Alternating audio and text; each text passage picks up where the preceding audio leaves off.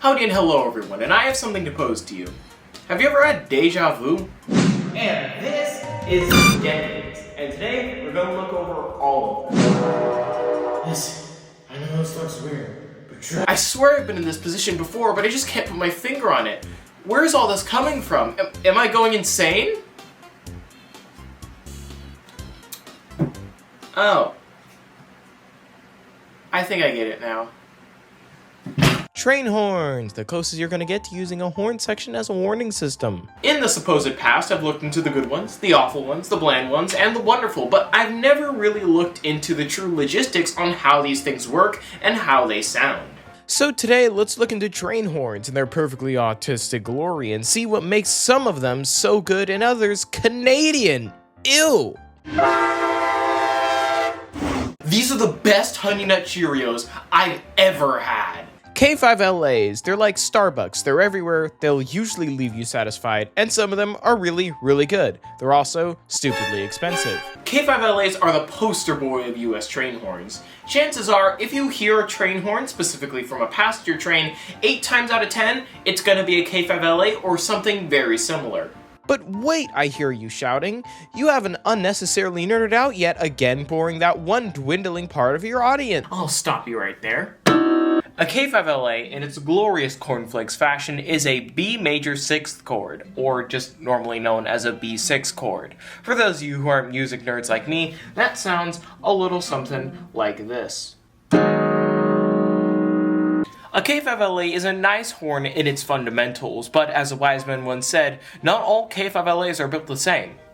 But also, as a wise man once said, all K5LAs are nice in their fundamentals. K5LAs have various different forms and types. The most common one is the raised letter K5LA. The raised letter, as the name suggests, is the most high-pitched sounding K5LA out of all the different models. The reason for it sounding so high-pitched is due to the majority of the notes in this horn sounding sharp, aka higher pitched and more out of tune, which leads to this sharp, tinny kind of sound in new raised letters.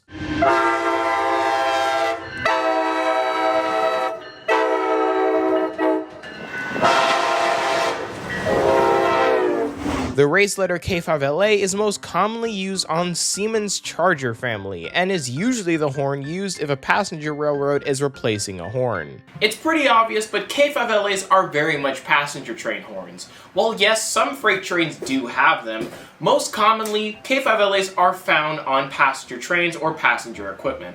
A few other K5LA models include the first generation, or the wide font,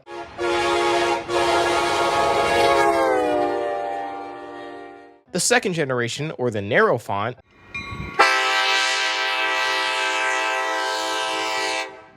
among many others. Now, the other most common passenger rail horn is the God, I can't even say it. Is the K5C garbage. I'm pretty sure I found one of these things in my dumpster once.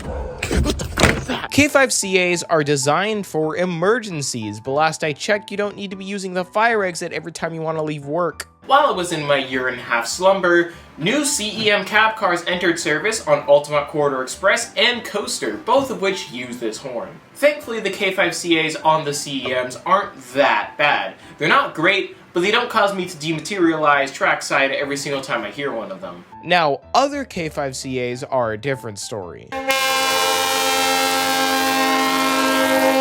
That makes me want to gag. K5CAs are Canadian horns. In Canada, they even get their own little cute add-on being an LS, which means... Do I look like Wikipedia?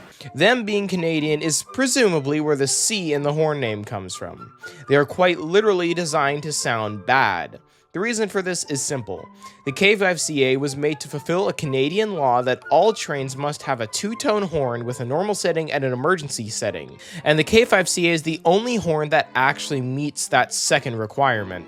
Some railroads in Canada will actually put 2 horns on their rolling stock, one being the normal horn, the other being a K5CA for only emergencies, but of course, this is much more expensive, so railroads will usually just put a K5CA on and call it a day.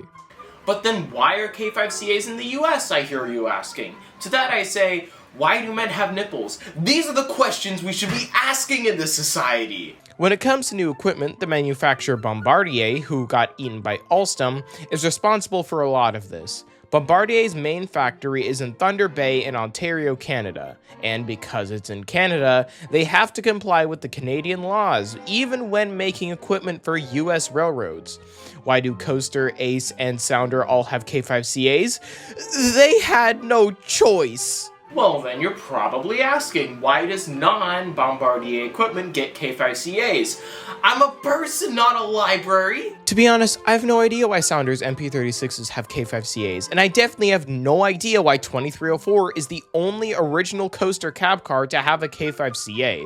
These are questions that I wonder, but have no clue to at all, and the conclusion of which would probably just be a simple, that's what they had available, or the manager was having a bad day, or something like that. And I have no clue why 247 has a normal K5LA that acts like a K5CA, and that it has a full blast and a kinda crappy sounding half blast. Again, there's some things I don't exactly have the answers to at the moment. But of course, I still need to get rid of that small minority in my audience, so time to nerd out again. A K5CA starts off as a simple A diminished chord in first inversion. Then after this, you add on a C at the bottom, which creates already a not very nice sounding noise. Then after this, we add A sharp, this note, which interferes with the A that's already in our A diminished chord, which creates a really bad amount of interference, which is obviously intentional. And finally, when you put together the C at the bottom, the D sharp, the A, the C, and then you add in that A sharp, which creates the most glorious bit of interference, you get this, then this, and then the K5CA. In the end though, gun to my head, I would probably choose the worst K5LAs over the best K5CAs. Don't believe me? Get a gun out. Now, the funny thing with this horn is that if you just remove the A, you get a pretty nice sounding horn. And if we just add a G in the middle of the horn, we get a lowered, minor version of my personal favorite horn.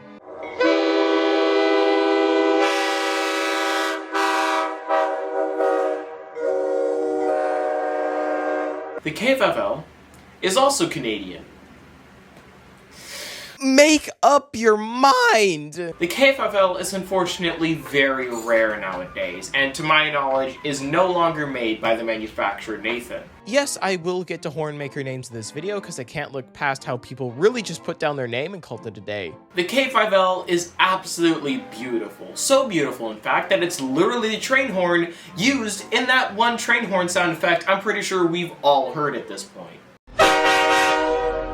Yeah, that's a K5L. Past this use in heavily used sound effects, the K5L is just, in general, a surprisingly well-sampled horn.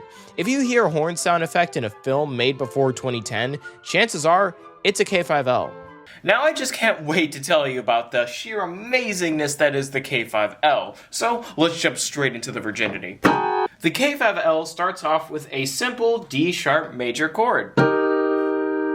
Very normal, very simple, very happy. Then you add on the octave above that, which is just another D sharp. But now what gives this horn really its jazzy-ish feel is this C sharp in the middle of the chord, which when you add it to the existing D sharp major chord, makes it a dominant chord, which is a very common and jazzy chord, which is what gives us the glorious K5L. This dominant chord is perfect, and honestly, I far prefer this over most K5LAs, and a good K5L, well... Don't tempt me with a good time now. Names! We all need them, or things would get very I went to that confusing. guy's place and ate the other one's food, who got that from the other that guy, who that guy works for. Let's look over the names of train horns and the names of their makers. Starting off, let's do train horns. Train horn names are pretty easy to decipher. Horns by Nathan go by different series. The most common are the P and K series. However, Nathan also made an M and C series, but you'd be pretty hard pressed to find one in the modern day. All horns usually start with the series letter. All the horns I've discussed in this video are Nathan K series horns. In Nathan's horns, the next figure is usually a number, describing the number of notes or bells in the horn. The K5LA has 5 notes, the P2 and K2 have 2 notes, the K3LA and P3 have 3 notes, and to my knowledge, Nathan has never made a 4-note horn, but correct me if I'm wrong. The difference between P and K horns is cost and quality. P horns are usually cheaper and usually have a more squeaky and airy sound. K horns are most similar in tone to a car horn. They usually start immediately and they usually end immediately, and have a very full sound. The last 2 letters in a train horn by Nathan, if there are any, usually describe very specific things about a horn. If a horn has an A in it, it usually means that that horn uses American tuning, whatever the hell that means. If it has a C, it has Canadian tuning. Again, to my knowledge, America and Canada tune almost the exact same notes, but maybe it has something to do with the K5CA being one of Nathan's few horns that doesn't start on D sharp as the lowest note. That's also assuming if you forget the fact that the K5CA ends in A, so I don't know anything anymore and nothing makes sense. Now, if you see an M in a horn, that means that it is in some way modified. This doesn't include if a horn is a hybrid horn, which isn't actually an official term designated by a train manufacturer.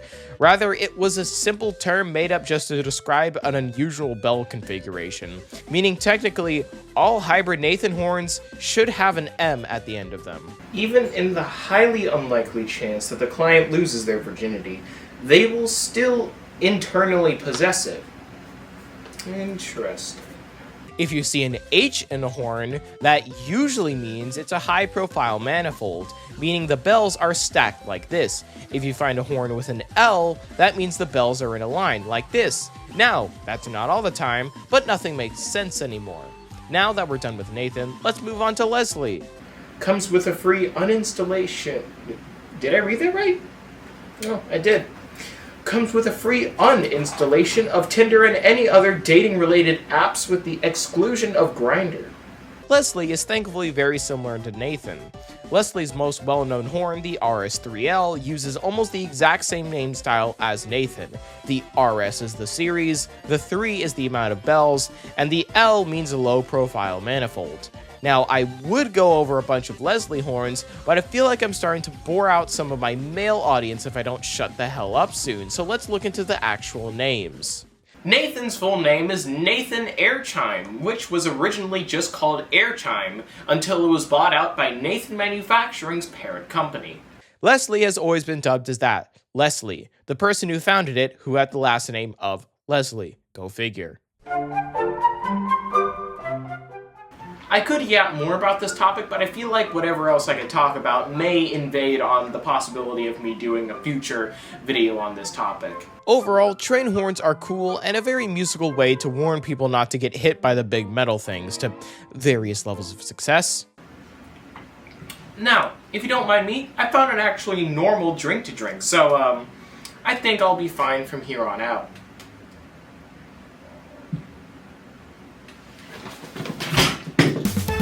Topics covered here will almost certainly piss someone off, so bye then!